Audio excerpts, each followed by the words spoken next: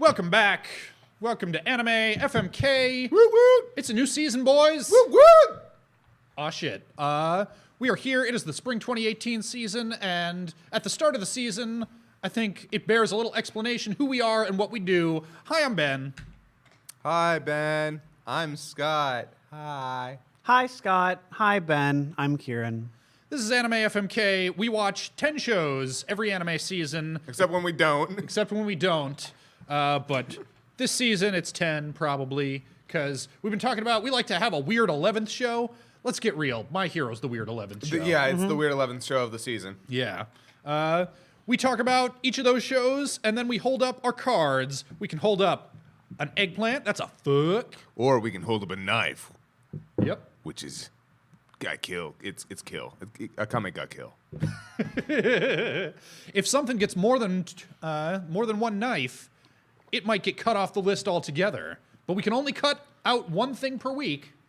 And if there's a tie, there might be a poll. We might spin a wheel. It's good times. Yeah, depending on how the tie happens. Yep, depending on how the tie happens. But right now, we're not even that far yet. We need to figure out what's our 10. We don't know. How'd we do it?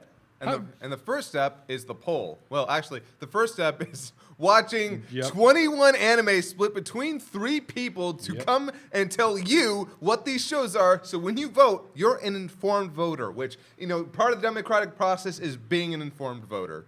Yep, so let's inform some people here today, because we got a lot of shit to go through. And a lot of shit to go through. Yeah, so speaking of shit, so we also had a rule. So last week, we all sat down, we looked at a list of 28 shows, we each picked 7, choosing team for dodgeball style, and we had a rule. If one of these 7 is so egregiously bad that you don't even want it to be on the poll, that's okay, but you gotta pick one of those 7 leftover shows and watch that instead and swap it out. Did either of you guys wind up doing that? I actually didn't. I ended up actually giving all 7 like a fair go at it, and Okay. I think they're all worth talking about. Kieran? Not really. I think that they were all... Nothing was, like, terrible. Okay. From what I right. had. Let me tell you about my weekend. I saw the list.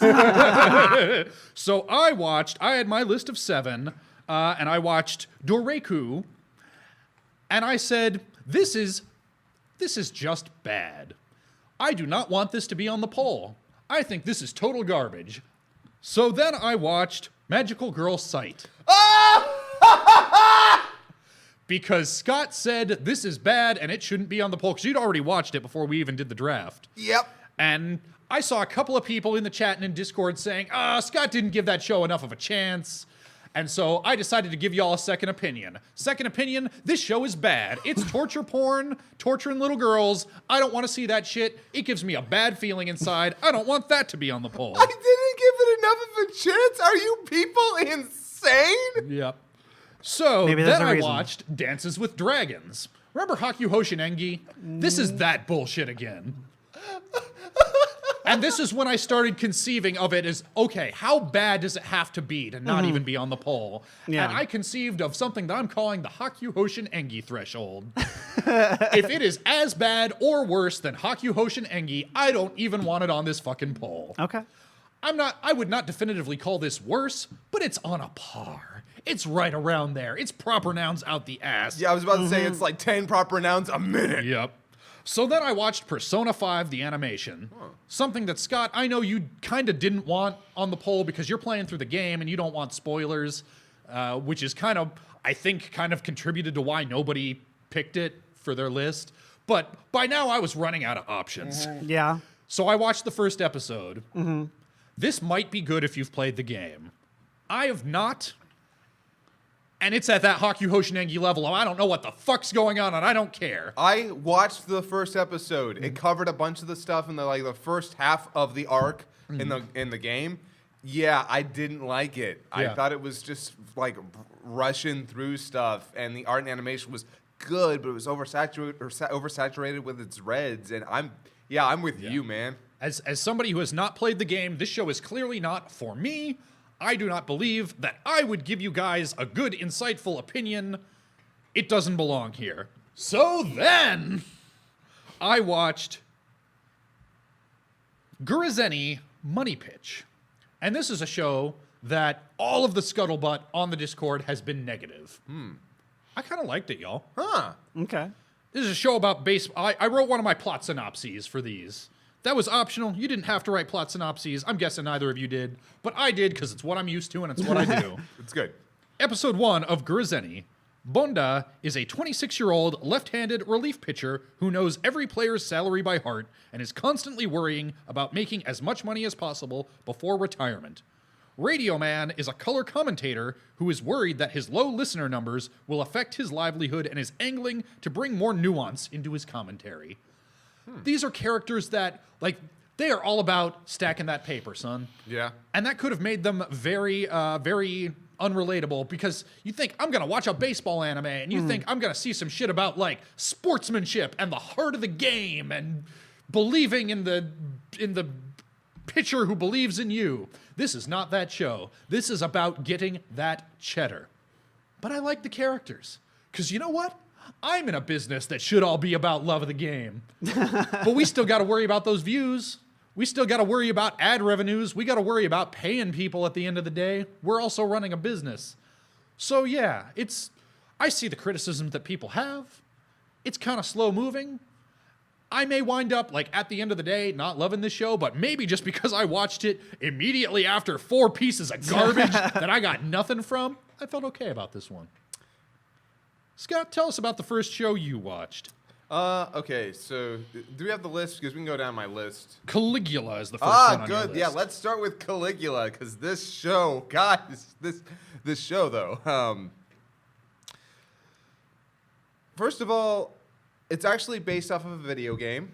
Okay. I did not do enough research into the game because I ended up kind of pressed for time to watch all these over a very packed weekend. Yep. But basically, it's all about people being brought into a video game by a what essentially is a, what do you call that? The idols, the digital idols. What are they called? Vocaloids? Vocaloids? Yeah, the Vocaloids. Oh, that show. That's right. Yeah. Essentially, a Vocaloid has started to bring people into this perpetual high school life program because that is what this program considers to be the epitome of the Japanese life is high school, which I feel is commentary on anime in general. I kind of like that.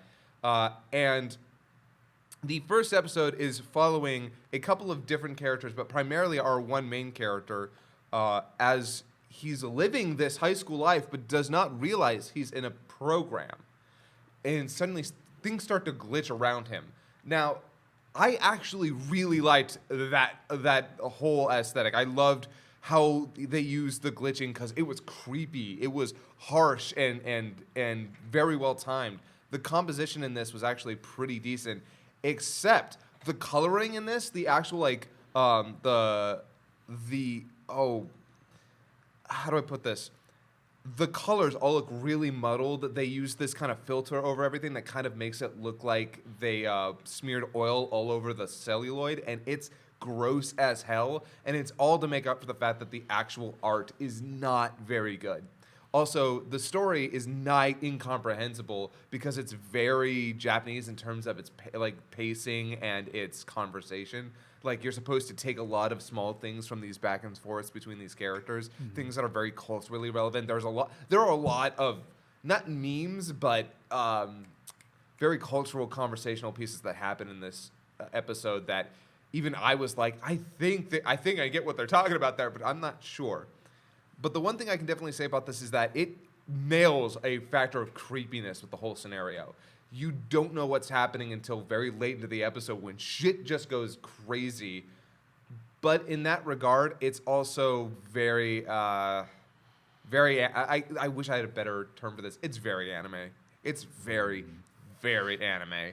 And just watching this first episode does not entice me to watch the second, even though it brings up some interesting ideas. And again, the conceit is neat, where we're watching this main character slowly realize that he is in a program in the first episode. And again, all the visuals that accompany it, all the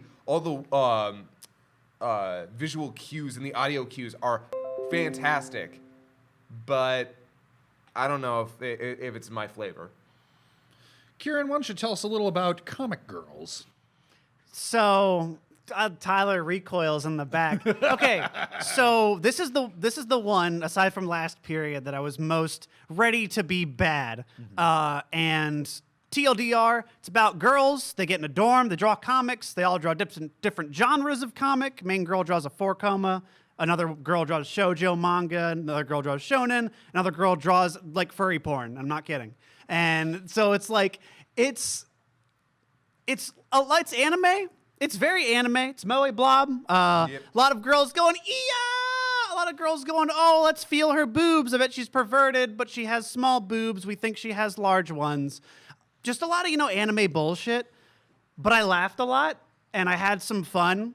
So if your tolerance, if you've been drinking a lot, and your tolerance for alcohol goes up, and you watch a lot of anime like we do, and your tolerance for anime goes up, then yes, I think you can enjoy it. You can get past the bitter alcohol taste and find the stuff that's actually really good. The flowers of actual comedy and stuff here. Because there's some really funny bits. Like the girl that draws shoujo manga, she can't draw dudes at all. So her dudes are just ugly and terrible. It's really funny. And the girl, the girl that draws shonen manga, she transforms into one of her characters and she's super serious. There's some like stupid bits. The backgrounds are really good. Them actually going through the process of drawing, and my girlfriend, she's a big artist, and she saw oh no, she's gonna fuck that up. She's gonna fuck that up, and she fucks up this whole thing. She's got to redraw it. She's like, oh my god, it gives me anxiety just watching him try to do this and fuck it all up. So yeah, it's cute, it's fine, but it has a lot of anime bullshit in it.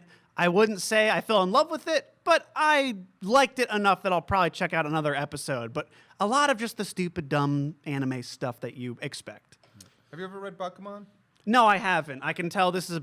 I think I know it though. I've seen abridged parodies of Bakuman, so I at least have a sense of what that's like. This is a lot more goofy than that, I think.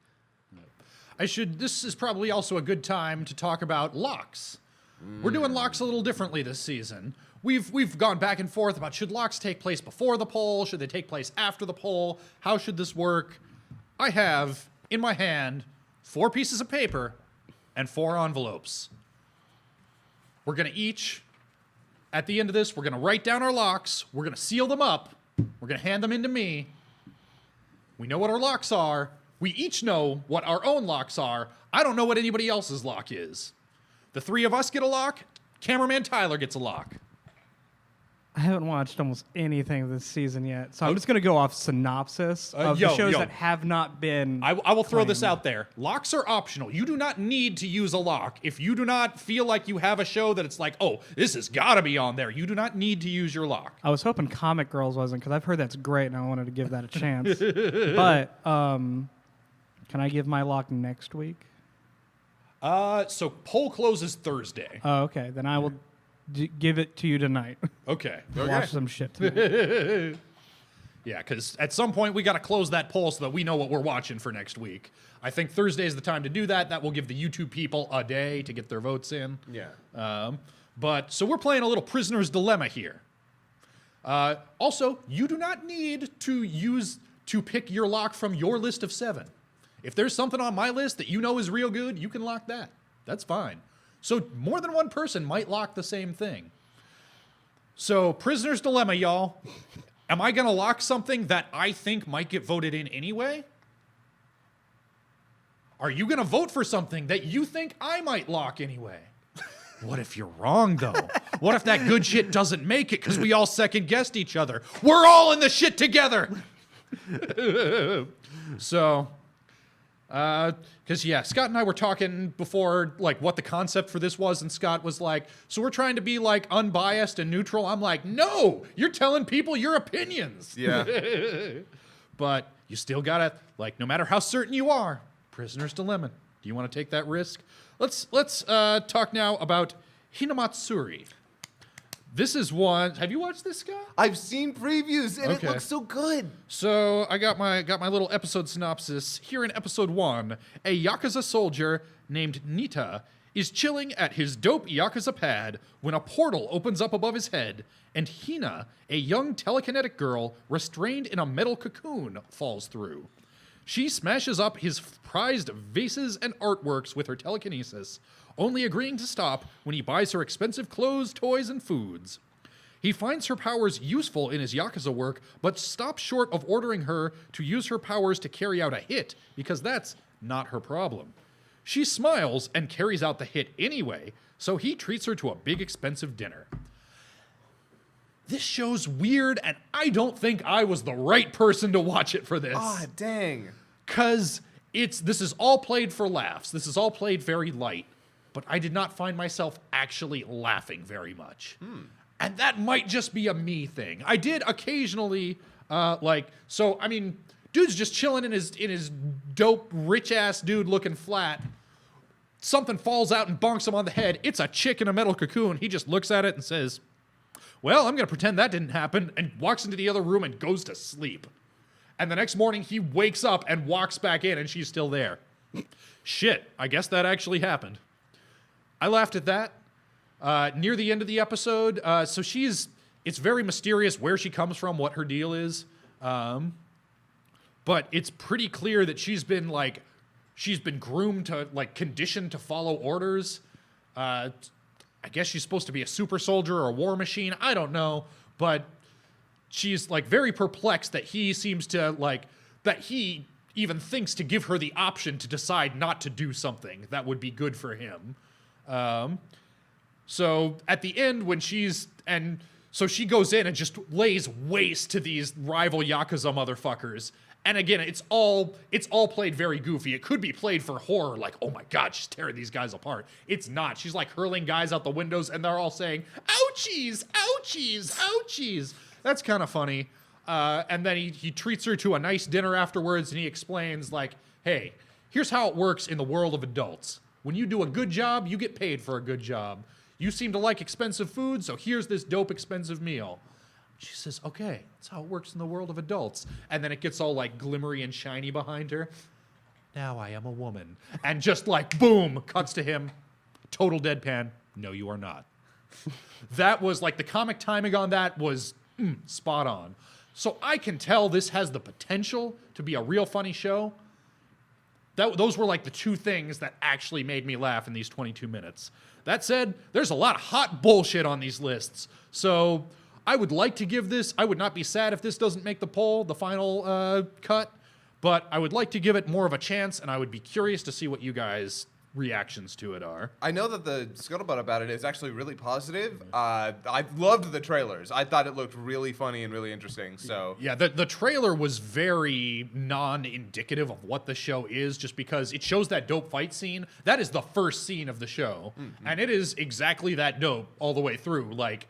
I want to see more fight scenes like that. I don't know what any of that has to do with the rest of the plot. The rest of it, the rest of the trailer was just people sitting and talking and telling you nothing about what's going on. Okay.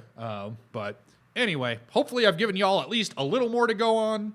And if not, go watch it yourselves. Form your own opinion before you vote. That would be my advice on all of these, but on this one more than anything, because I don't feel like I'm giving people a good sense of, is this something you're going to care about? But all that said, Scott, tell us about Gegege no Kitaro. Gegege no Kitaro is the creepiness of Kitaro. That's what the name is supposed to mean. Gegege is another one of those onomatopoeias. Teeth chattering? Kind of, yeah. And it's all about a young boy who spends time with his father, who is an eyeball, solving matters of the spiritual world. So is he sort of does he detect things in the spiritual world? He is actually implicitly an inspiration for Yu Yu Hakusho. The Yu Yu is another onomatopoeia for something creepy. Right. It literally the sound that a ghost makes. Yu. Yeah, exactly. And so in this episode, it starts out with a parody of Logan Paul. I've heard that. Yes. Not only is it a parody of Logan Paul, what happens is he in the middle of standing out in the middle of the Shibuya Scramble, aka one of the busiest streets in the entire world. He goes out there, stands out there while traffic is trying to get through, while taking videos of himself for his YouTube channel. He suddenly springs into a tree, and all the people taking videos of him also turn into trees and become a forest. And this all happens, as we find out later, because he vandalizes a spiritual site holding a demon in place. It's all a total parody commentary on Logan Paul, and that's amazing. Gegege no Kitaro, ever since 1968, has done stuff like this. It does a lot of social commentary using spirits as a way to be like, hey, so here's some parallels, here's some allegory, and they can be compelling, they can be really interesting. Some of the material's not always great, but here we have high production values. We have some interesting looking characters. We also have some hot anime bullshit in which they introduced a new girl named Mana, and she is just okay. We need our audience XP. So here's just this little girl who looks more anime than the rest of the characters do. Oh, okay. But they also bring back some of the old returning cast. We don't see a whole lot of them in the first episode, but they're in the opening, so I expect that we'll see more of them as time goes on. Also, they have another remix of the opening, and it is real good. Like, real good stuff. If you're a fan of Yokai Watch and want something a little darker, this is a great show for that. And I personally really liked it all the way through. Masuko Nozawa, the original voice of Kitaro, is actually back as the dad this time. Oh, that's cute. Yeah, and it's perfect. He's this little eyeball with a body, and he's fantastic. And he's Kitaro's dad, who's carried over, who follows him around all the time. And by the way, the horror stuff on display here is remarkably good.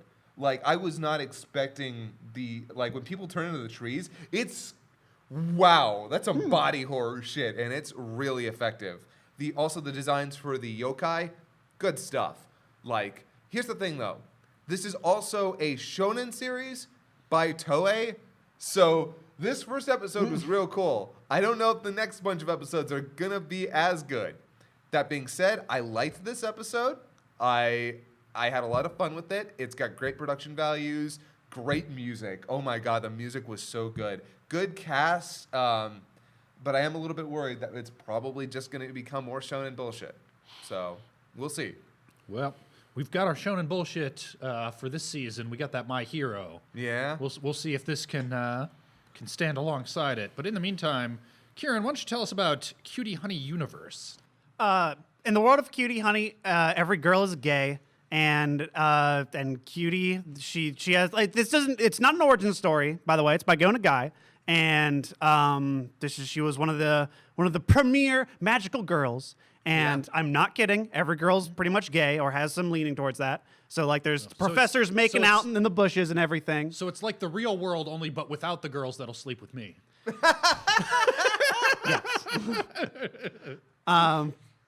But this just forgoes all the origin stuff. It's right into it. Hey, we got Cutie. She's at a school, an all-girls school, and doing some promiscuous eating with her friend. And then she gets called off, like, uh-oh, I got a job. Then she runs out, and a whole bunch of other stuff happens. She ends up at I think it's like some mall or something. I didn't really get a sense for what it was.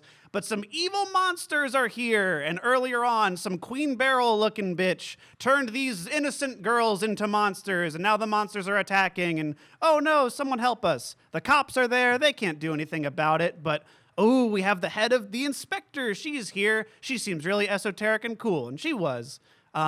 So Cutie and this little cop, the head of the force, goes in, and then Cutie has to transform into Cutie Honey with Honey Flash. A bunch of people know this.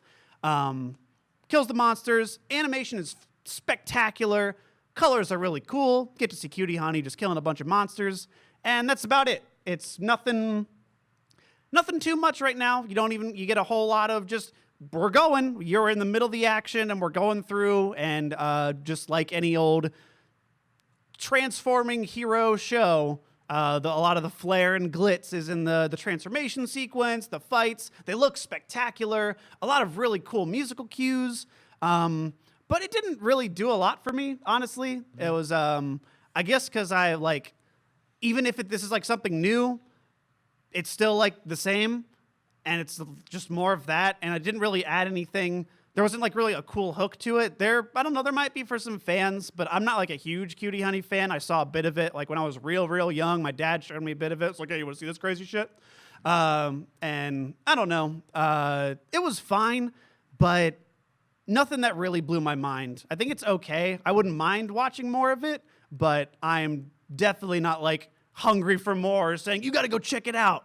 But the animation was really cool. Like just after Devilman Crybaby, we're getting some really cool Go Nagai crazy monster action, and they look really cool. We got some really awesome shots, but a lot of it kind of rung a little hollow for me. So I don't know. Your mileage may vary if you have more feelings for the franchise, but they just kind of go right into it, and I don't know.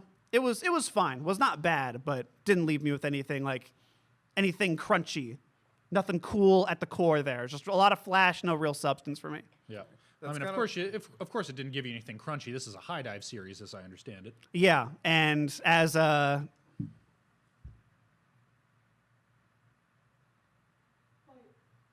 want High Dive to have a Chromecast button or an app or something. Please, high dive. Because I also had to watch this on my phone, so I don't know if I would have it would have been better on my sound bar and TV and everything that you're supposed to watch stuff on. Yeah, I wound up running a long HDMI cable from my bedroom into my living room for the high dive shit on my list, because... Yeah, I was kind of wondering. You've done that before, so I was imagining that's something you would do more often. Yeah, it's just... When it was just the one show, it wasn't worth it. I just watched it on my phone, but I had a couple, 3, 4 things on my list that were on high dive, so... I've only got one on high dive, so I guess I got lucky. But then again, I watch everything on my computer anyway, so who cares? Yeah. But yeah, actually, talking about Cutie Honey, your complaints are literally everything I've heard. Mm-hmm. Yeah. It looked really cool. It looked awesome. Like the production value is through the roof, but nothing like really motivating about it. It's just kind of things are just happening. Any nudity?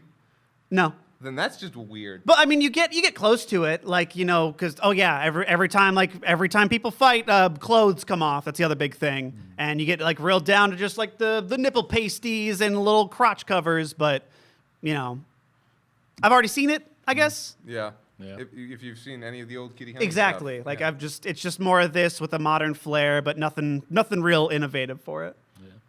Well, speaking of long-running franchises, I also watched Lupin III Part V, episode 1. Yeah, I'm very, very curious about this one. Yeah, and this is one that... So we have a no sequels rule here. Can't talk about sequels unless all 3 of us are all caught up on it, because jumping in partway through a story is not great. So there was some back and forth over, should this be allowed? Is this okay? And certainly the audience on Discord and the comments and stuff, everybody was saying, just put it on the poll. You don't need to watch all the previous Lupins. And I'm here to confirm, you don't need to have watched previous Lupins to enjoy this. I think some amount of familiarity with the characters and the concepts is probably helpful. I watched, 3 or 4 episodes of whichever series was on Adult Swim some years ago. Yeah, that was the second series. Yeah, the one that Scott did an abridged series of. It still holds up, here to tell you. Go back and watch the ones that you can still find, because a lot of them have gotten taken down. But that said, in Lupin III Part V, Episode 1, Lupin and Jigen sneak into an underwater data center to find the person who can grant them access to pull a digital heist, emptying the bank accounts of Marco Polo, an underground dark web drug-running website, and obvious Silk Road analogy. That person is Amy, an attractive but morose young woman who agrees to help Lupin on the condition that he steal her from her apartment in the data center. It's all very mysterious. As the episode ends, a mysterious clown, not fucking around, a literal clown, creates a website called the Lupin Game, which essentially crowdsources the manhunt for Lupin's crew. Ooh. Yeah, so right away, this is, and like I said, I have not watched the last few Lupin series. I know everybody was kind of expecting you as the Lupin fan to pick this one, and you did not, saying, I didn't really like Part 4. Nah. I have not seen Part 4, so I don't know what Lupin in the 2000s is all about. But what I do know is that this feels like very much Lupin for the modern age. This is a weird, like, sort of in the way that Batman the Animated Series has lots of schizotech. Batman's the Batwing is a flying saucer, but everybody else is in like 1930s cars and doing like single prop biplanes and shit. Dirigibles. Yeah. This is like the aesthetic is still very 70s and very European, but also Lupin's got these like magic hacking goggles that can hack into shit. Are they still in Italy? This one's in France, I believe. Good. Yeah. Because the last one was in Italy because it was co-funded by an Italian company because Lupin III is crazy in Italy. Actually, maybe bigger than Japan. And it was all in Italy, and that was a detriment to it. Like, not that it was in Italy, but that the whole thing was in Italy. Now, the fun was just seeing the crazy locations that you'd end up in episode to episode. Exactly. Yeah. And not to mention, Rebecca was a big part of that season, and I did not like her. I actually, like, maybe some people liked Rebecca. I thought she was the worst. Now she's replaced by a killer clown. Perfect. Yeah, the clown was not in this much. I couldn't tell you thing one about what his deal is. What I can tell you is that the series that I watched was very episodic. Every episode, different heist in a different place, globe-trotting, seeing lots of cool things. This feels like it is setting up for a more continuous anime-style arc plot. Because it ends with, oh shit, everybody's on this website, everybody's collecting Lupin bucks to try and find Lupin. If you like post tips to this website, you can get these tokens and buy loot boxes or some shit. I don't know. So yeah, it's Lupin for the internet age, which seems like an interesting enough hook. The production values are pretty high. This Amy character, I could kind of take or leave, but she's still real mysterious, so who the fuck knows? Oh wait, is she carrying over? Oh, was she in the previous? Oh no. Yeah, she is like hanging with the crew as the episode ends. So I don't know if they did this in part 3 of Lupin III, because no one's seen part 3 of Lupin III. It's the Pink Jacket series, and it was goofy dumb bullshit. In part 4, they introduced Rebecca, who was supposed to be a rival to Lupin, and this kind of pseudo love interest. If this is just a repeat of her of another girl that Lupin is supposed to possibly find interesting, god damn it, no. We have Fujiko Mine for that. It's her whole purpose. Yeah, and she is in it just enough. She and Inspector Zenigata are there just enough to let you know, hey, they're going to be in this. We don't have room for them in this episode, but don't worry, we didn't forget about them. They're still here. It's cool. So, I don't know. Could be cool. Hard to say, but that's your Lupin. That sort of fits in that same space of, I don't know how to feel about it yet. It's hard to tell from an episode 1, but can confirm the no sequels rule should not be an issue here. We can all watch it and enjoy it, hopefully if it's enjoyable. It's got some stuff to recommend it. But moving on, Scott, why don't you tell us about Golden, is it Kamuy? Kamuy. Okay. Yeah. So, who knows anything here about the Russo-Japanese War?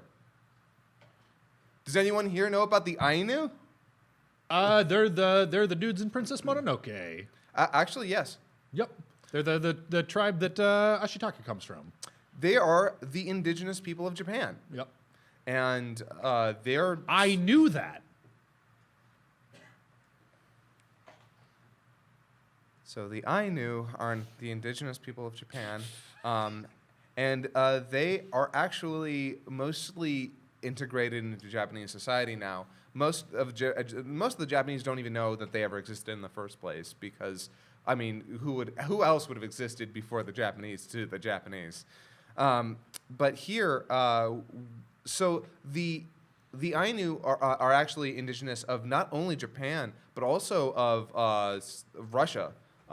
It's very interesting, and the entire point of this first episode is that we see a soldier, a Japanese soldier, who fought in the Russo-Japanese War, which was a war over a trade route that had to deal with, Korea and, God, what was it? Another area. And sorry, It was back in the early 1900s. Huh? Yeah, Huh? yeah, What? exactly. Well, no, here's the thing. Here's the thing. You hear a battle of the Russians versus the Japanese in the early 1900s. That's cool, and it only lasted a year. It was not a very long war. It was like 6 months. And so we see a soldier who is known as the Immortal because Zod, yeah, I know that guy. he could not die. He kept throwing himself into the worst situations, but always came out alive. But he also watched people around him die, and that's left him feeling very hollow.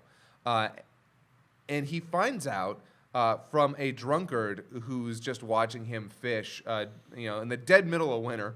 The drunkard is telling him a story. He's like, "Hey, you're a soldier, right?" And it's like, "Well, what are you doing out here?" And he's not fishing. He's what do you call it when you're searching for gold in the water? Panning. Yeah, he's panning for gold. And it's like, well, "You're a soldier. You were in the war. You should be given a medal. You shouldn't be out here panning for gold." And the guy's like, "Yeah, well, I would have gotten a medal if I hadn't killed a superior officer." Oh, I was going to guess those meddling kids. Yeah. He killed a superior officer. We don't know the details of that, but it's implied they had a moral disagreement. And so, he's out there panning for gold. And so the drunkard tells him, "Well, if it's gold you're looking for, apparently there's a huge stash of it that's been hidden. One of the Ainu tribe people apparently, had a huge, huge stash of it. But him and all of his other crew, like the other 8 Ainu people of this village, I think it was near Hokkaido or something. Apparently, all of them were put into prison, and only he knew where all the gold was. So what he did was he tattooed all of the other prisoners with a map of how to get there. So all the other prisoners have tattoos all over their bodies that if you find all of these prisoners, you can find the gold." Unfortunately, things go poorly because the drunkard realizes he shouldn't have said that, tries to attack him, but through circumstances, a bear ends up killing the dude, and our soldier, main character, ends up killing the bear, thinking, "Okay, well, now I'm in the clear." Except that there's another bear out there who's much worse and is going to kill him. Luckily, he runs into a young woman who is an Ainu, one of the indigenous members of Japan, who knows how to, who's just, obviously since she's a native and she grew up out there, she's like, "I know how to handle all this stuff," and helps him take down the other bear. But apparently, her father was a part of that tribe, and she wants revenge. So I'm going to stop you, Scott. Is this plot as convoluted and boring as you're making it? No. No. It's actually really... do you like this? Are you trying to sell the audience on this? There's just a lot to go through because this whole first episode... Okay, well, you don't need to explain the entire plot to the audience. Okay. TLDR. A soldier dude and an indigenous girl from Japan need to find 7 dudes, all with tattoos that will lead them to gold. Okay. The trailer looked really pretty. I've also heard that there's some bad CGI. Where do you weigh in on that? It is bad CGI. Look, that was a good trailer of some very choice cuts because let me tell you, this is not that pretty of a show. That's unfortunate. But it's also really cool. Okay. So the show itself is not incredibly pretty, but what it is it's very well composed. It's very well storyboarded, very well acted. The music's good. The story is very interesting.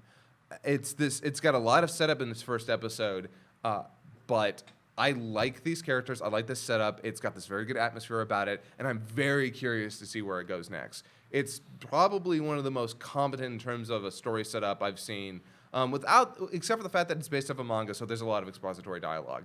That's the one thing I hate about manga adaptations is that they never cut down on the expository dialogue. They just basically, they explain to you exactly what you've already just seen just to make sure, okay, you got it though, right? You got why this just happened?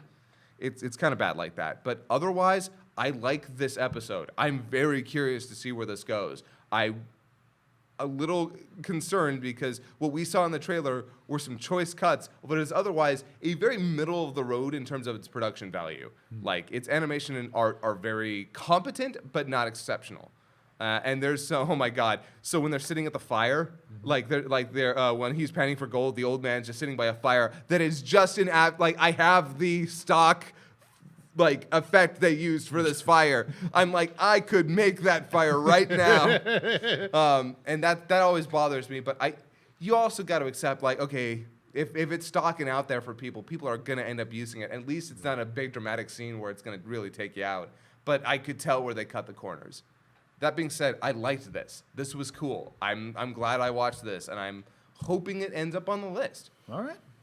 Kieran, why don't you tell us about Gundam Build Divers? It's one of the better produced commercials I've seen, and the prologue at least shows that there's going to be a character who either, like, they're in like some, okay, so every show is like doing this now. Everything's about a game. We're always inside a game. We're in a VR game, so we can have two stories between real world and game world. So in this universe, in this far utopian future, everybody can build Gundam models whenever they want, and they can eschew dumb school clubs like soccer because they got to go play Gundam online. But only 2 hours because I got to do my homework. We got to make sure you message the kids right. So 14-year-old kid, he builds a Gundam. He goes to a Gundam store, and then he goes online and fights with his friend. Robots look good. So this is it fair to say this looks like a series that's aimed at children? Yes, absolutely. This is made for, I'd say, grade school kids, anybody like 10 and older, and that's about it. I know everybody's like, oh, Kieran, you got to push for them to watch Gundam Build Divers. They're going to hate it.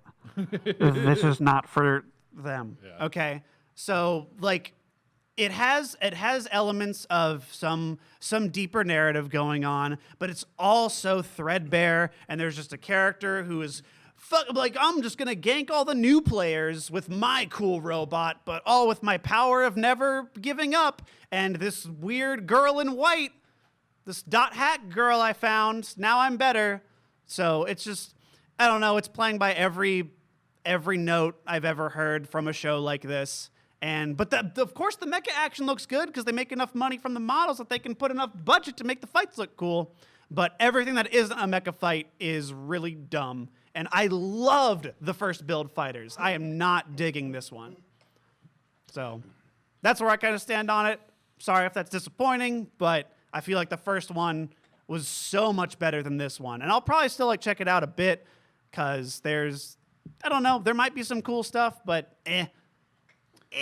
Yeah, again, that's everything you've said about everything you've said. I've heard from other people, so that sounds about right. I wish I knew more Japanese, or this had a simuldub, because this would be fine to watch in the background. None of it is offensive. It is the most like sweet saccharine music you've heard. Everything just pepped up enough to make you feel good. I'd build models having this on in the background and go, yeah, I'm a consumer, yeah. You know, but that's really it. And I think it is not for older folks. Period. Well, I watched Megalo Box. Hey, because you're a lucky real quick, butt. Before we get into the good shit, can we take a quick break so I can use the bathroom? Yeah, we can do that. Guys, we're gonna take a quick break. We're gonna come right back and talk about Megalo Box. And we're back. We're here to talk about Megalo Box, which I watched. And here in episode 1 of Megalo Box, Junk Dog is not a citizen, so he can't fight in the big boxing matches like the recently announced Megalonia. Instead, he fights in underground matches and gets paid to throw fights, but he's sick of it. This is not a plot-heavy episode. It's there to set the table. It's there to tell you, hey, how do you feel about boxing? Would you feel differently if it was cyborgs doing it? How would you feel if it was cyborgs doing it and it was the most goddamn gorgeous thing I've seen this season? It's so good. This does not look like an anime from the year of our Lord 2018. This looks like something that somebody did in the late 90s, early 2000s with a giant budget. You know how every anime sooner or later has that one shot that it's like, well, there's the CG shot. It's not bad, but I can just tell it's CG. I didn't find that shot in here. I don't know if it's here or not. I don't care. This show is so fucking beautiful. I haven't seen it. I've only seen the previews of it. I actually started watching the first minute of it, but then I got busy doing other stuff. Yep. Watching My Hero. Yeah, no, I get it. But yeah, no. As a spin-off of Ashita no Joe of all things, that's kind of Yeah. crazy to me that it's supposed to be in a spin-off of that in particular. I'm very curious to see it. Yeah. So the plot, as far as it goes, like, this is the oldest story in the book when it comes to boxing stories. It's a little weird, this being a prequel to Daredevil, because this is the story of Daredevil's father. I don't want to throw fights anymore. I have my pride. But it's just so fucking well done. No, and there's also, I watched it too. I was already like, I don't care if this gets on the poll. If it doesn't get voted, you all have terrible taste. And I like this, like, as soon as this came out, I was on this shit. And it is gorgeous. It's phenomenal how well this looks, in motion particularly. And just even the settings, fucking like, I'm getting Judge Dredd vibes with like this giant city and just this real like terrible boony outskirts. It looks so cool. The facial expressions are great. The character designs are great. Yeah, it looks. Oh my god. I don't have a single bad word about what I've seen so far. Yeah. And I know every time I've talked to Tyler since it came out, what about that boxing shit, though?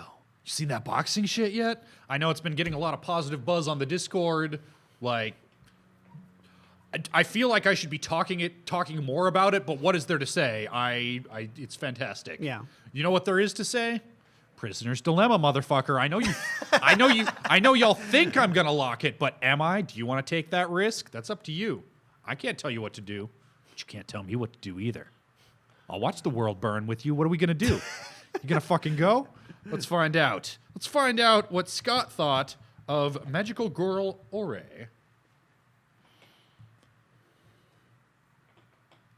Is it what it advertises? Yep. Okay. Does it have another joke? Does it have another idea? Or is it just, haha, it's a magical girl, but it's a buff dude? It's got other jokes.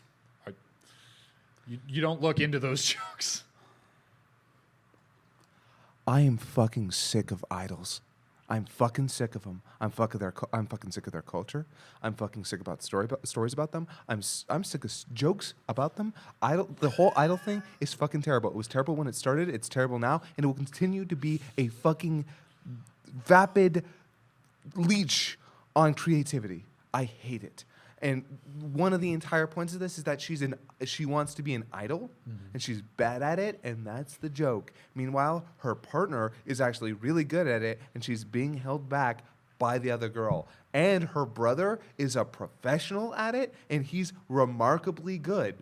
And there is, I shit you not, a music video in the middle of this episode all about that chick's brother and the other dude who's his idol partner just having a dance segment, a dance and song segment that's actually halfway decent. It sounds like, if you've ever seen Gravitation, it sounds like a Gravitation song. Oh, those are so good. Yeah, with two pretty dudes dancing on stage. And I hate it because look at all this great budget and look at all this great animation and music going into this one scene that has literally nothing to do with the premise of this whole goddamn episode. And that's only one of the problems the whole thing has. Secondarily, there are a lot of jokes that I feel like should be landing really strong. The guy who comes to tell her that she's a magical girl is a Yakuza. And the best part is she goes up to her mom after this dude like bullies his way into her house and says, "Mom, there's someone of the freelance occupation who starts with the letter syllable ya and ends with yakuza."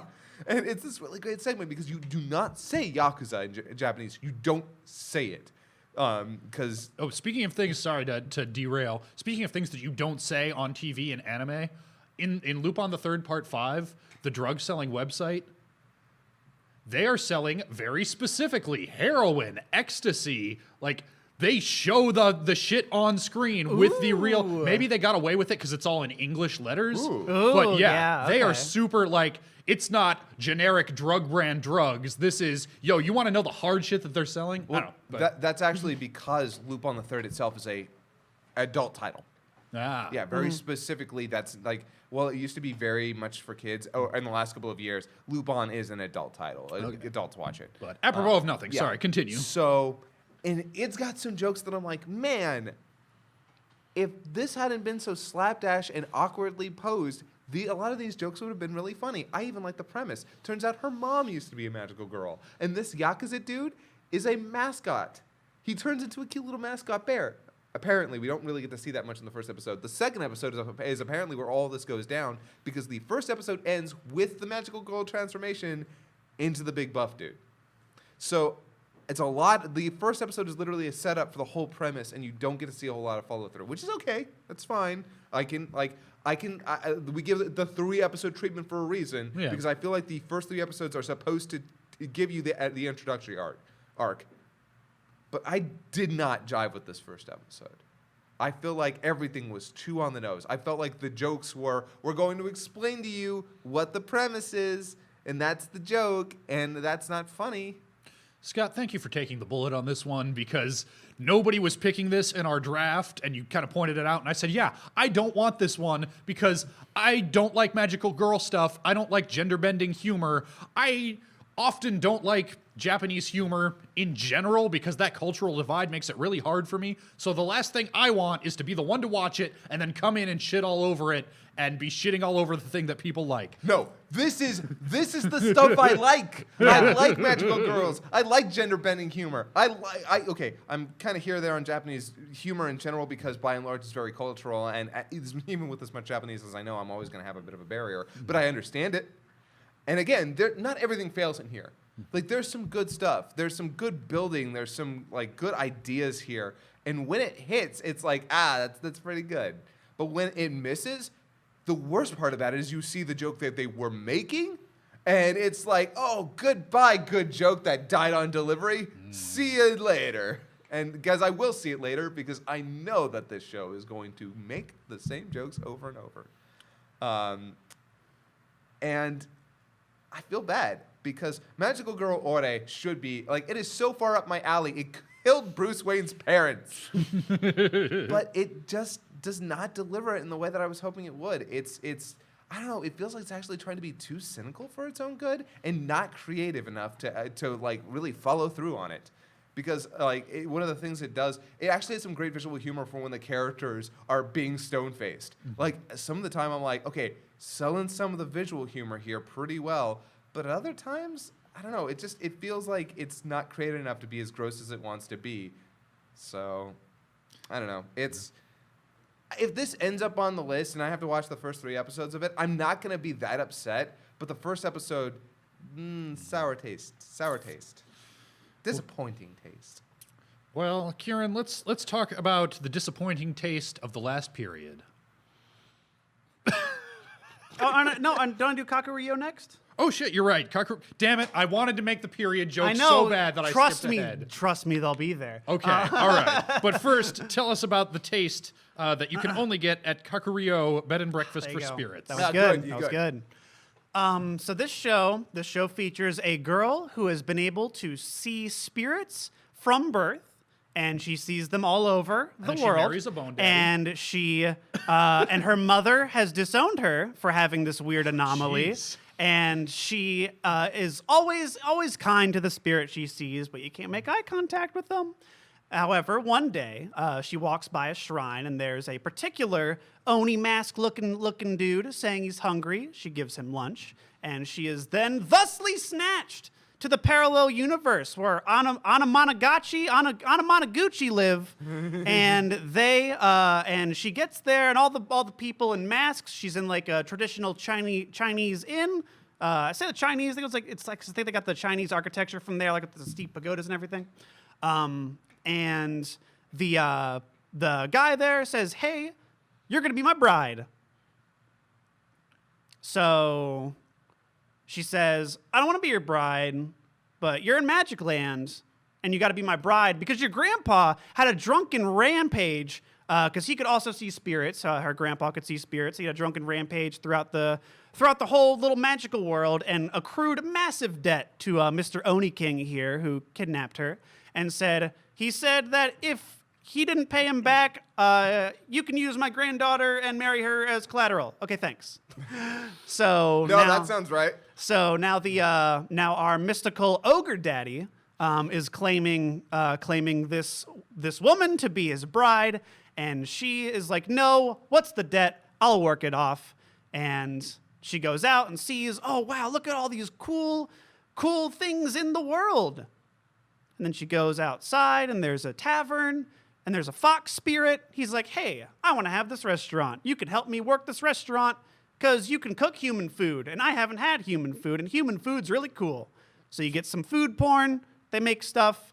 That's the first episode. It's about it. A lot of Magus Bride inklings there. A lot of them. Almost impossible not to draw comparisons between the two. And I wasn't as compelled with this ogre dude who's supposed to be the groom as I was with Elias. Far and away, much less interesting. He's just a guy with horns, and he just seems like, I don't know, he's not enigmatic or anything cool. He's just kind of there. And there's this other court of like all these spirits that work at this tavern or wherever the hell it is too. That said, the visuals look amazing. It looks like the whole scene is just, you know, that transition scene from Spirited Away where the family is now pigs and all the spirits start coming out and everything lights up. That's what it looks like all the time. And it's really cool. Well, at least when you have the nighttime shots. But later on when they like go outside and it just looks a bit more subdued, but you can clearly see there's a lot of, the setting is really, really interesting. But it was neat. I would probably watch another episode, but not nearly as entrancing as Ancient Magus was at the beginning. It has some interesting hooks to it. Some of the little spirit diddlies look pretty cool. She's fine. Like, she's an okay character. Nothing like really standing out to me. She's kind of bland. But I don't know. I would be curious to see where it goes, but it did have some little boring dips in between. Almost any scene where it was just her talking to the ogre dude. And like, you know, Chise and Elias together, I was like, yes, I want to see this. Anytime he steps in to talk to her, it's like, you're going to be my bride. Oh, yeah, you can't work it off because you're going to marry me. You can't do that because you're going to marry me. Your grandpa doesn't love you. You're going to marry me. And I'm just like, whatever. I don't know. I'm here or there on it. The setup for the situation makes me think of Orin, kind of. Orin High School Host Club. Orin High School Host Club, yeah, in the spirit world. I haven't seen that. Oh, really? I know, and that's the other reaction I always get, yeah. Yeah. I had a girlfriend who was really into it. I like the theme song. They had a version with strings. That's real good. Mm-hmm. Is that the Kiss Kiss Fall in Love one? Yep. Yes. Yes, okay, I know that. It's catchy as shit. Yeah. Yep. Well, I watched Real Girl. And anybody who watched our draft stream knows that I was entirely wrong about what this show was. I think I read a badly translated synopsis. Oh, or good. Yeah. or maybe I was just getting it confused with another show. But regardless, in episode 1, Blue Boy is a nerd who loves anime girls and hates real girls. Pink Girl has a reputation around the school for cutting class and sleeping around. They're both late for class, so they get assigned as punishment to clean the school pool together. By the end of the episode, he asks her out, and she says yes, but that she's transferring schools in 6 months, so it won't last long, but they should enjoy it while they can. Oh, okay. So something else that I said, I think on the draft stream, might have been off stream, is, I don't know, every romance looks like garbage to me. And Kieran quite correctly pointed out, but Ben, once you actually sit down and watch it, you wind up liking like every romance. And I said, you know what, you're right. I should give this a chance. So far, this is really broad and obvious. Mm-hmm. Yeah. Like, they hammer the point home that this, I call him Blue Boy because he's got blue hair, that he is an otaku and he hates people and he's this introverted misanthrope so fucking hard. I hate this character because I was this guy in high school. And I don't need to be reminded of the little jackass that I used to be who hates girls because he resents them because he really wants to fuck them. Okay? Also, he winds up sticking up for this pink-haired girl a couple of times and getting his ass royally kicked. And it feeds into this notion we have that a woman, that if you're nice to a woman, she's gonna become horny with gratitude. I hope that this is not actually buying into that, and this is actually, because it's very much from the point of view of the male lead. I am hoping that what this actually is this character buying into that, because she clearly has some issues, And she clearly seems to think that the only thing she has to offer is sexuality. So I'm hoping that is actually explored. If it goes in that direction, it could go some interesting places. But I'm sort of feeling the same way about this right now that I was the first couple of episodes of After the Rain, where it's like, this could be really kind of creepy and bad, but if it's smarter than I think it is, maybe it could be good. After the Rain did turn out to be really, really, really good. The difference is that After the Rain, like plot and creepiness issues aside, was visually stunning from the beginning and had some great music and direction. This is only average in all of those senses. So I'm not, like, After the Rain had some obvious strengths that drew me in, even as I wasn't sure how to feel about it. This one kind of doesn't. So I don't know. I hope it gets better. I don't know if it will. I've also learned that I'm shit at predicting what's gonna get better. So take my opinion with a grain of salt, but that's how I felt going into it. Watch, I'm pretty sure there are 2 episodes out by now. If you're interested in it, please watch a couple episodes before you vote, because then your opinion will be more informed than mine, and hopefully you can form a better opinion than mine is.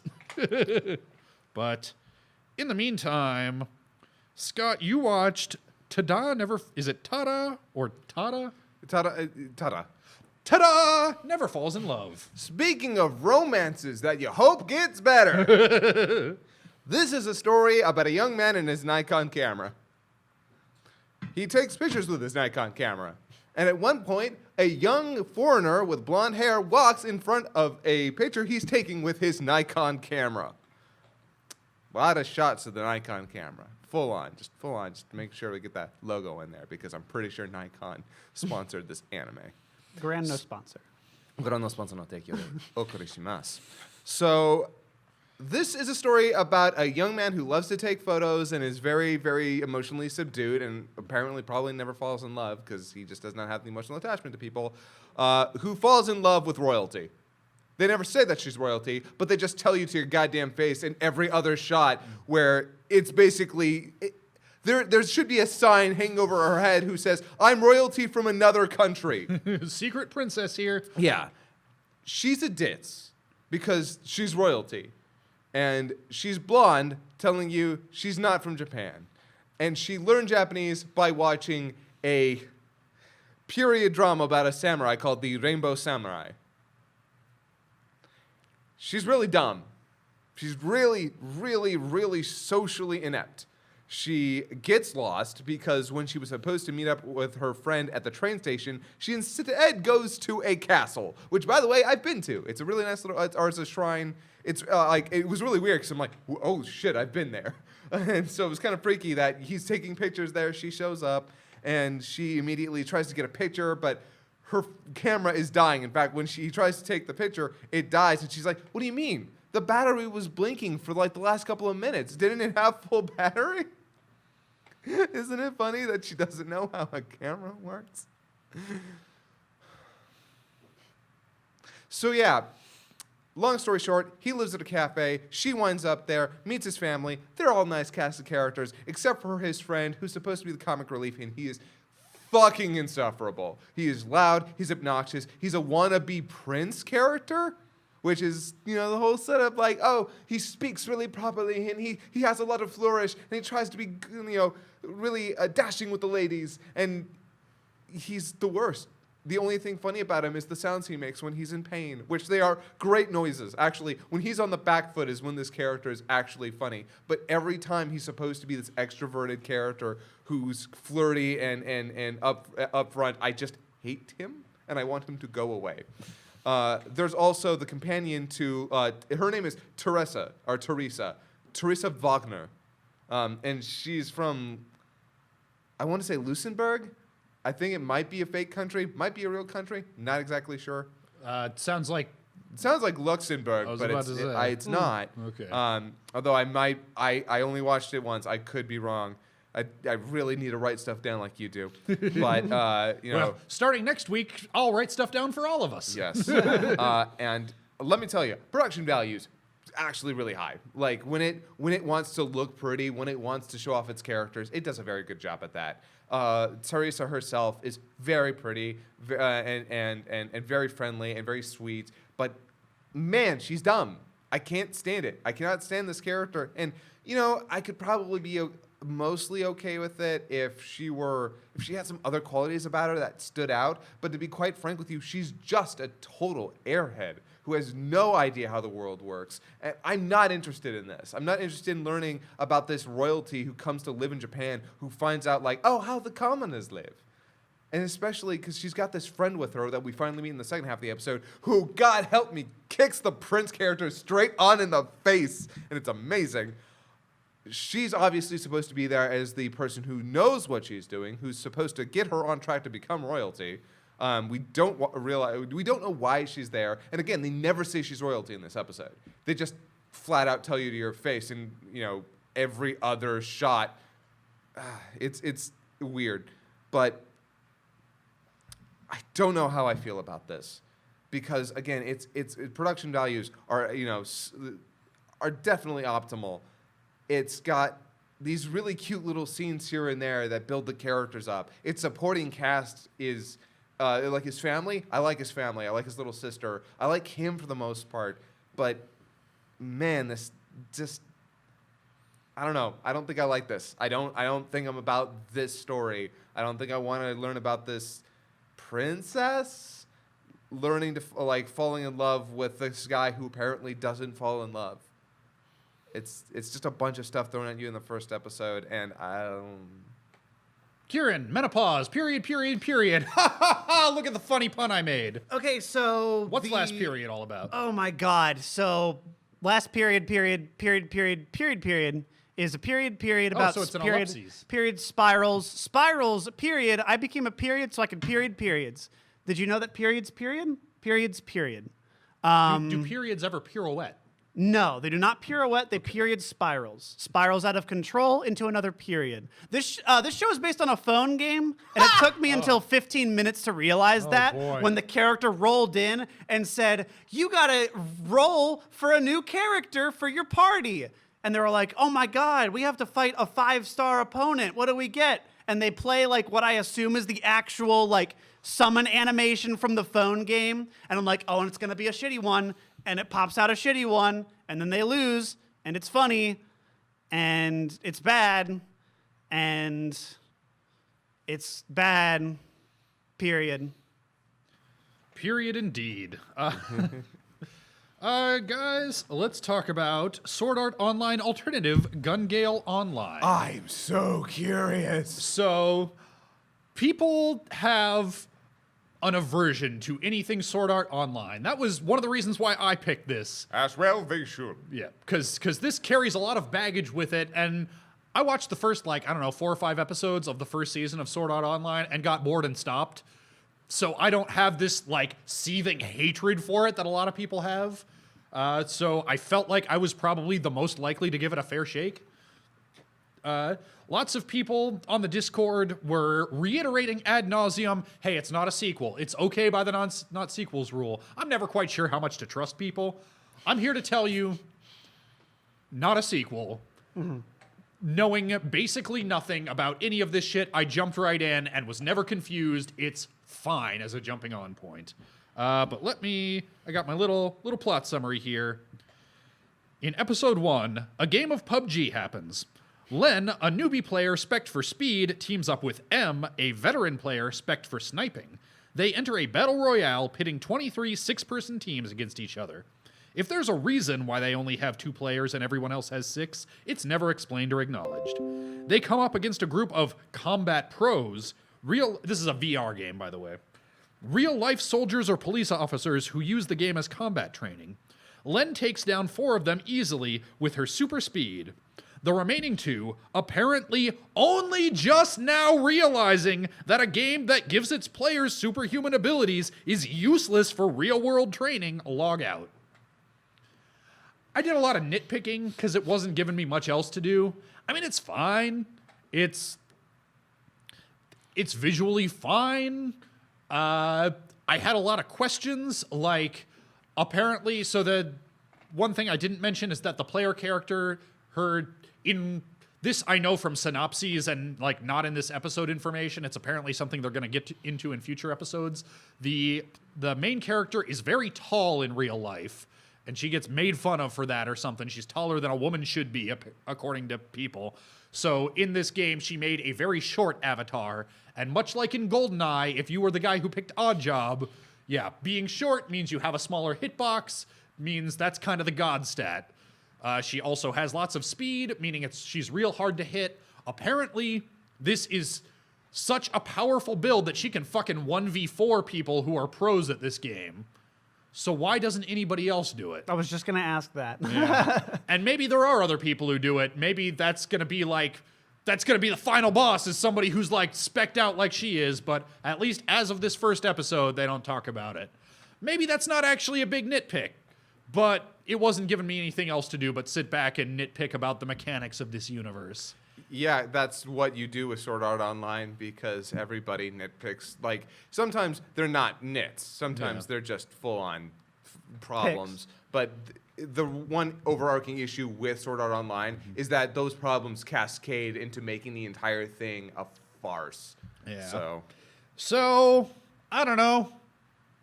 Maybe it'll get better. Like, the characters are fine. I liked that the two main characters that we're introduced to are basically mechanics and game sense. As an Overwatch player, I can relate. There's the veteran, like, calling out the strategy, like, hey, you're going to go here, you're going to do this. There's the newbie, little pink girl, who she's all mechanics. She doesn't know what the fuck's going on about the greater strategy, but you put her in a fight with some dudes, and her APMs are real high. That's fine as far as it goes. This was inoffensive. It wouldn't hurt me deep inside to watch more, but it wasn't doing much for me either. I have hope for the series just because it's by the guy who did Kino's Journey. Yep. It's not written by the same piece of shit that wrote Sword Art Online. Yep. Yeah. Yeah, accurate. The writer of this, like Tyler said, the Kino's Journey dude. Riki Kawahara is not a terrible person. He just Name writes something good. Name something good. I was about to say, he Name just something good. writes terrible work. Name something good. So he's bad at what he does, Yeah. which is what I would be subject to, so I don't care how he is. Scott, let's talk about pony girls. What's going on in Uma Musume Pretty Derby? I fucking hate idol culture so fucking much. Okay, so this is a pretty show, first of all. I'd like to point out that top to bottom, this is a very nice show to look at. All the characters are rendered very well. The actual designs are very good. You're getting a lot of like stuff. Like, I feel like this is what if you took K-On! And then made them horse girls. I'm getting a lot of that vibe. God, where do I begin? The entire idea of this universe is that it's like a parallel universe of Japan, where horse girls became a thing.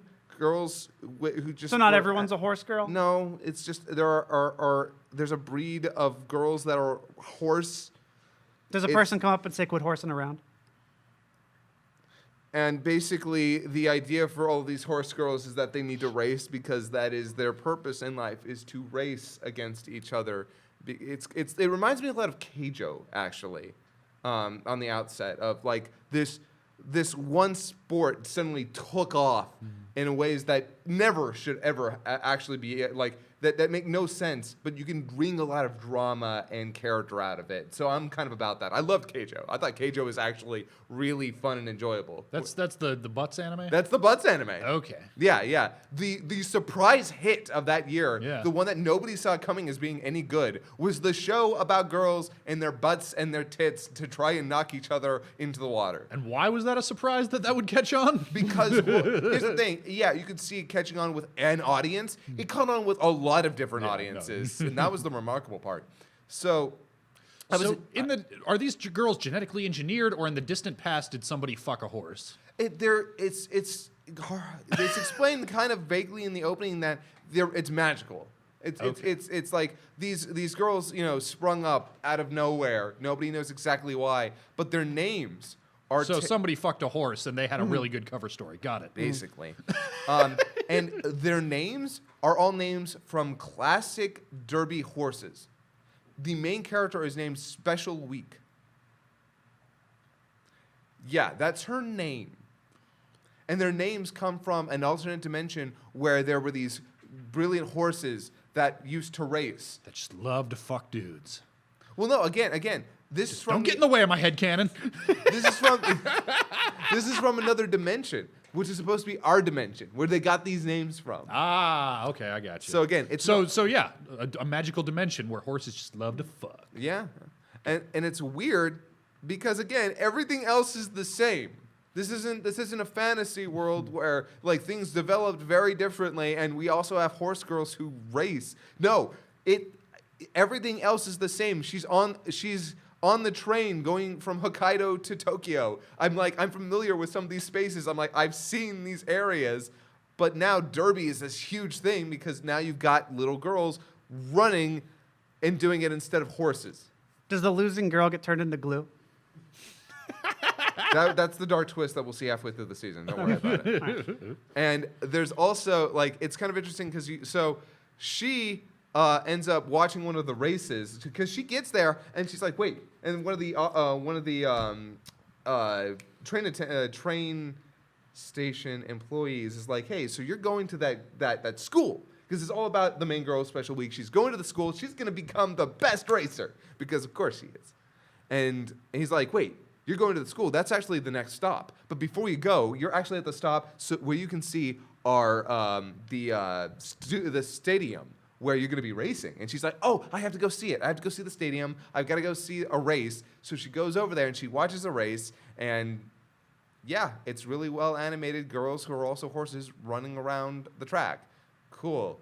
We get to see one of the star runners. Cool. And then we find out that after the races, they have idol shows. Because as it turns out, they aren't just racers, they're idols too. Because they couldn't just be racers, that would be too easy. No, we've got to make sure that they're also stars. And we get a musical segment of our horse girls singing. Is a game of horseshoes seen as cultural appropriation? Is there any weird racism against horse girls in this show? No, they're all like beloved. They're all treated as stars. When she's on the train, a mom and daughter, she's like, she's really special. She's gonna be a star, and the daughter gets really excited. No, and it's really weird. Wait, so they have human parents? They're humans. Again, as I said, But the girls, what you just said, their mom. Was the mom also a horse person? No. A mom and her daughter on the okay. train see her and then comment on her status. Okay. And it's very positive. So wait, you said these horse girls just appeared. It's very vaguely explained in the opening. Like what I'm trying to figure out is, do they have horse people moms and dads? We don't know. In the first episode, that's not explained. They just explain that there are horse girls who have names from another dimension. I'm sure we'll get more of an explanation later. I hear episode 2 as the backstory on Special Week, but the first episode is all about her going to Tokyo to go to school to become a racer, and we get an introduction to all of her classmates. You know what? I'm going to stop asking questions because I feel like the more questions I ask, the more likely it is that people are going to vote this in so that I get answers, and I don't actually want them. You know what? If I'm going to be completely honest with you, I wanted this to be fun and enjoyable because, frankly, as a guy who thought Keijo looked like the dumbest shit and then got sideswiped by this fantastic, fun story about spirit and bullshit physics, I was like, oh yeah, you know what? Maybe this show about pony girls could actually be fun and enjoyable and a nice little slice of life. And then we have the trainer who feels her up in public because she looks like she has great hind legs for running. And I'm like, oh, okay, cool. So that's where we're going to go with this.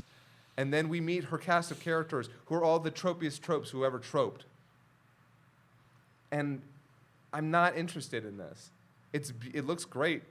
It's got great visual appeal. They're very pretty. it's not doing anything for me, and I feel like it should be. I feel like there should be a hook here that's like, this is trash and I love it. No, this just kind of feels super generic. And luckily, there's nothing overly offensive. Like, the guy feels her up, but it's, you don't get a panty shot. He feels up her leg, and then she kicks him in the face. And that happens twice, and that's kind of the extent of it. But there's nothing redeeming about the character either. He just kind of seems like, okay, you're supposed to be our perv XP, but no, this is not doing it for me. And again, I feel like this should be. I feel like that this should be one of those shows that catches me off guard and I'm pulled in, and I'm not. So I don't know what to tell you. Are there any horse guys with massive horse cocks?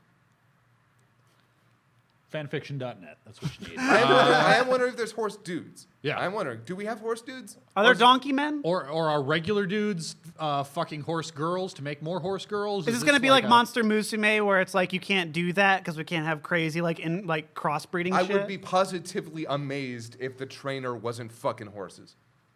Right? Like actual horses or horse girls? No, horses. Actual horses. Yeah. Where does Mr. Hands fit in? Don't do. Oh. Okay, we're gonna just move along. Kieran, let's talk about Legend of the Galactic Heroes: Egregious Latin. Let's. Okay. So, Legend of the Galactic Heroes has a huge pedigree. It has an $800 pedigree. I don't think the pedigree is actually that large. I think they think it is. Yeah, that. But regardless, this is a beloved. It's not even like a franchise. It was just a huge ass OVA. I think from the 80s. Trying to think it was in the 80s. And based off a novel. yeah, and this series that we're getting now is it's a complete remake, and this first episode is just one battle, and it is incredibly well done. All the ships are CG, and they look so good.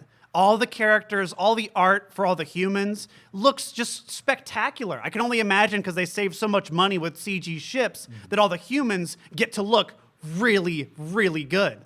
And we have the whole premise is that there's three federations or like empires. There's the clearly German Empire. There's this democracy of like Star Wars plucky rebels, like the Free Planet Alliance. And then there's this other like neutral people who weren't introduced in this episode. But we just see one battle between this upcoming genius and his like protege. And he's traditional, like blonde hair, blue-eyed German dude. They're like, oh, we gotta appease the Kaiser. What are we gonna do? And he's got this big old regal chair and this giant ship. And the whole thing is just them just kind of getting all tactical. What are we gonna do? They've got 3 forces. We've only got one of like 21,000. They have 3 separate ones of 20K apiece. What do we do? He's like, we're just gonna charge straight in. They're not gonna expect it. And you just see this whole battle unfold. All of, like the explosions are good. You see all these crazy things, like little drone fighters coming out, anti-armor, like missile shots come out. You just see them ripping through ships and stuff. There's so many characters that get introduced, and I can see it kind of being like difficult to keep up with people as it goes on. But that said, all their designs are so visually and aesthetically different that I didn't find myself confused with who anybody was, because everyone looks different, and all in a good way. This show has music that works so well with it. There's just this tense piano the whole time going over like this discordant scale as they're like trying to go like, shit, I could do that. I hope they don't have a really smart general on the other side because he could just totally fuck us up. And the episode ends with the other main character from the Free Planet Alliance who's like, okay, my commander's dead, so I'm in charge now, and we're gonna fuck your shit up. And it ends with the guy who we've seen just kicking everybody's ass, standing up out of his chair like, oh shit, and that's the end. And I'm like, you got me. This is a space opera, a lot of militaristic discussion. If you like playing games of Total War or anything of like the macro like scale, you get a lot of that, and it's really, really interesting and compelling so far. I was worried that this huge cast would be hard to keep track of, but as I said, they're all so distinct and so unique that, and I haven't even seen the first show before, so this is my first time actually seeing them like talking and moving. I just knew them visually what it was.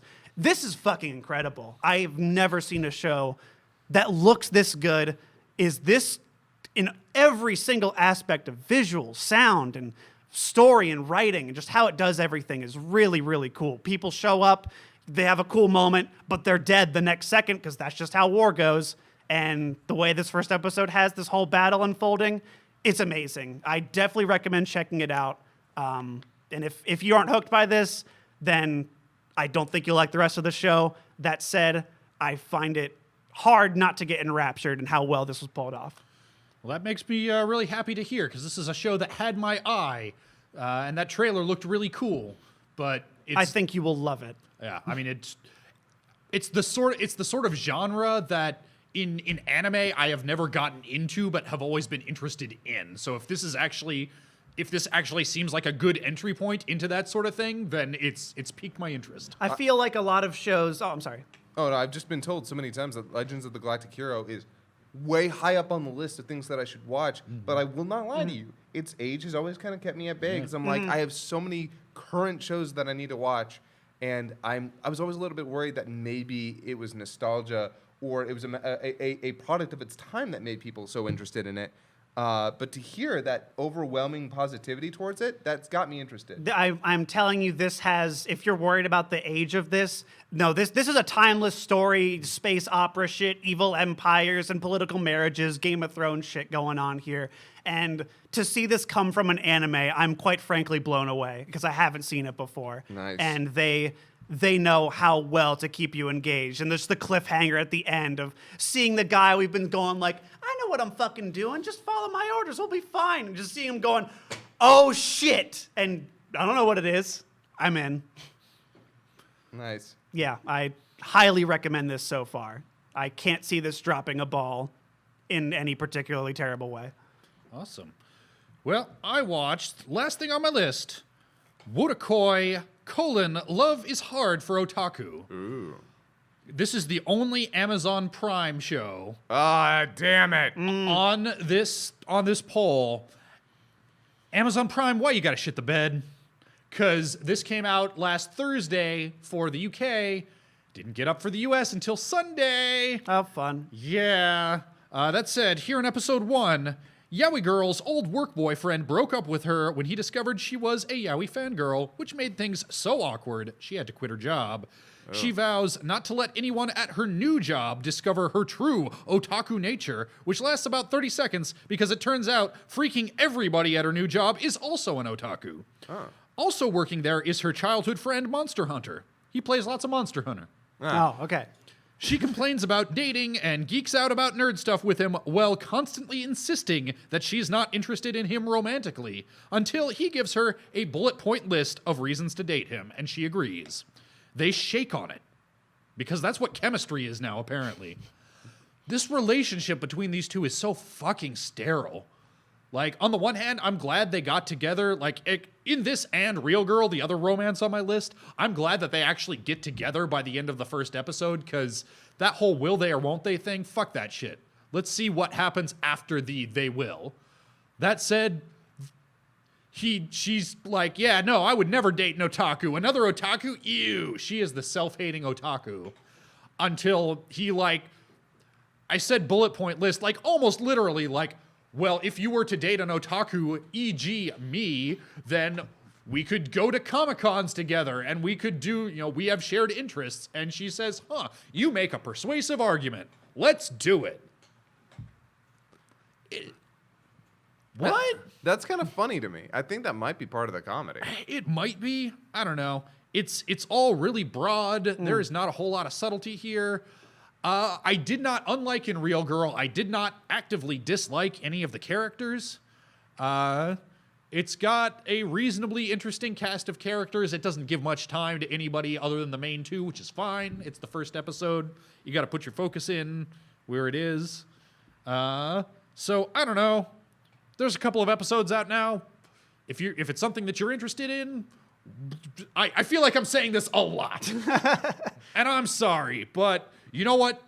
It's already more to go on than we had last season. So I still firmly believe in this as a way to pick our shit for the poll. I think this works out well.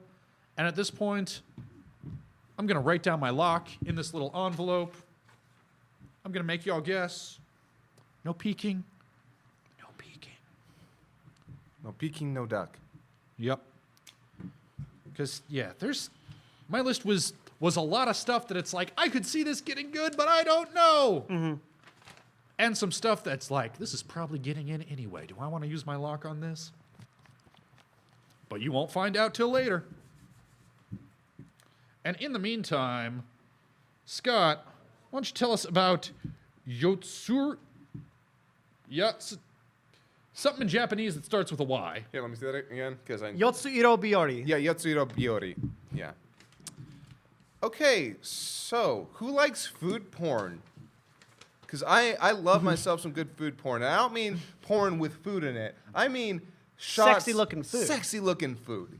That is what this show is kind of about, because the entire conceit of it is a young party planner who's having a bad day, a bad week, a bad month, and maybe her year, is having trouble coming up with plans for this next party that is essentially a sakura viewing, like, gonna watch the cherry blossoms, and she's having a bad time trying to plan all that out. So she goes to a little cafe that is like basically lined with bamboo. And as it turns out, this cafe is actually part of a mansion, like a full-on, like, huge house. And the front of it is all the cafe, run by, I think it's five beautiful men, just gorgeous. And it kind of feels like a reverse harem show, only not as offensively, like, in your face about it. Because the whole conceit of the show is that these 5 guys run this cafe. We have the we have glasses boy, we have long-haired kind of stoic boy, we have the guy who makes all the sweets in the back, who's I identify with most because he's very meticulous about his work and gets very irritated when people question him on it. We have this big muscle dude who is I think like Italian or something, because he uses like speaks a lot of Italian. Actually, I think that's all of them. I actually think it's just the 4 of them. I won't lie to you. They're all really handsome, but they all kind of blend together just a little bit. They've got distinct personalities after you get to spend a little time with them, but the entire emphasis is on showing you the cafe, the things they serve, and the dilemma of we're trying to come up with our spring menu. This all ties into this girl who's there trying to figure out her problems too, and falling in love with this little cafe. It's calm, it calms her, it makes her feel more relaxed. And I won't lie to you, I kind of dug on this. It's very relaxed. The characters are cute and friendly. The animation and art is good, especially on the food. The food looks delicious, and that's kind of the big selling point is, like, you get to see these dishes they make and serve. And it's like Hakume and Mikochi without the fantasy element if they were focusing on real people. And that's kind of interesting. But it also kind of feels like that its conceit, its gimmick might run thin after a couple of episodes. Like, I'm into pretty boys serving pretty food. I can dig on that, especially when the characters themselves are mostly likable and it's not like fan service central. But I also just don't know if it has the legs. I don't know if it's going to actually keep up this feeling if I'm going to enjoy it 5-6 episodes down the line. If it makes it onto the list, I'm hoping it gets better. If it doesn't, oh well, that's too bad. But I again, if you want pretty boys with pretty food, yeah, good show for that. All right. Well, it is now your turn to write down your lock. Seal it up. And some folks have been asking, when are we going to open these? How are we going to do? Because there is something to be said for an on-camera opening. That said, we kind of got to open these on Thursday so we know what we're supposed to be watching. And also for people who want to watch along with us, they should know what the list is too. So I think I might just Periscope that shit or something. Yeah, Periscope. Yeah, but meanwhile... Hand me my stuff. Yeah. So I have it over here. Yeah. There you go. There you go. And Kieran, why don't you tell us something about Space Battleship Tiramisu? Continuing to prove that things that take place in space this season are really good. This show is just goes right into it. It's the short show, only 7 minutes long, and that is perfect. The pacing of this is excellent. we got our ace pilot and he's in some mecha. It doesn't matter what it's called. And they're in the space battleship Tiramisu, and we're fighting an enemy. It doesn't matter who they are. But we got the ace guy, and he is only concerned with he has 2 minutes to launch, and he really wants to eat that fried pork on a stick. And he's got sauce in a bottle. So he goes to put it in, but he unfortunately puts it in too far because his mech jostles, and now he's got breading all over his cockpit, and he's got pork everywhere, and he's got to fight everybody with all this shit in his cockpit, and he gets all pissed off. That's the first bit. It's great. And the second one, you have him dealing with the other people on the spaceship who are much older than him, and they're all talking about, getting with girls and living while you can, because you could die any moment out in the battlefield.